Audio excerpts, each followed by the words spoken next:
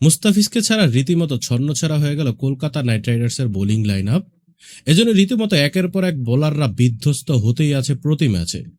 যেখানে মুস্তাফিজুর রহমান থাকলে এবারের আইপিএল এর অন্যতম সেরা শক্তিশালী বোলিং স্কোয়াড হতো কলকাতা নাইট রাইডার্সের, সেখানে মুস্তাফিজুর রহমান চলে যাওয়ার পর এবার দাঁড়াতেই পারছে না কলকাতা নাইট রাইডার্সের বোলিং লাইন আপ। আজ হায়দ্রাবাদের বিপক্ষে মাঠে নেমেছিল কলকাতা নাইট রাইডার্স, যেখানে প্রথমে বোলিং করতে নামে কলকাতা নাইট রাইডার্স।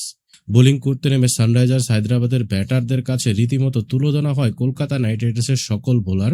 একের পর এক 4 ছক্কা মেরে হেনরিক ক্লাসেন, ট্র্যাভিস হেডরা রীতিমতো বিধ্বস্ত করে দেয় কলকাতা নাইট রাইডার্সের বোলিং লাইন আপকে। কলকাতা নাইট রাইডার্সের সকল বোলারই এদিন প্রায় এক্সপেন্সিভ ছিল। ভৈভব আরোরা 4 ওভার বল করে 47 রান, ব্লেসিং মুজারাব্বানি 4 ওভার বল করে 41, সুনীল নারিন 4 ওভারে 39, ভারুণ চক্রবর্তী 2 ওভারে 31, কার্তিক ত্যাগী 4 ওভারে 48 এবং আনুকুল রয় 2 ওভারে 16। রীতিমতো বিধ্বস্ত করে দিয়েছে হায়দ্রাবাদে দিন কলকাতা নাইট রাইডার্সের বোলিং লাইন আপ। কলকাতার এমন বাজে বোলিং পারফরমেন্সের কারণে কলকাতা নাইট রাইডার্সের সামনে হায়দ্রাবাদ লক্ষ্য ছুড়ে দেয় 227 রানের, যা সত্যিই অসাধারণ।